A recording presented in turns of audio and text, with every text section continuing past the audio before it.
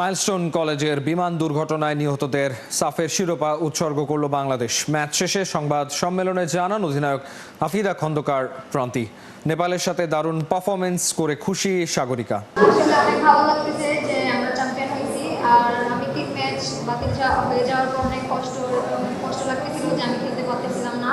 তো এই ম্যাচে নামানোর জেদ ছিল যে আমি ভালো কিছু করবো। তো আমি ভালো বেস্ট প্লেয়ার হয়েছি, অনেক ভালো লাগতেছে। আমরা আজকে মাঠে খেলতে আসার আগে আমরা একটা দুর্ঘটনার কথা শুনি।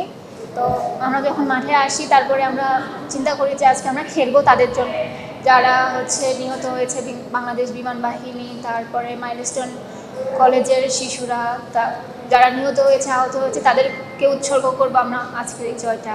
তো এটা নিয়ে আমরা আজকে মাঠে নামছি। ইনশাআল্লাহ আল্লাহর রহমতে, আল্লাহ চাইছে দেখে আমরা আজকে পারছি এটা পূরণ করতে। আর আমি এর আগে বলছিলাম যে হাইয়েস্ট পয়েন্ট নিয়ে আমরা চ্যাম্পিয়ন হবো, ইনশাআল্লাহ আমরা সেটাই পেয়েছি।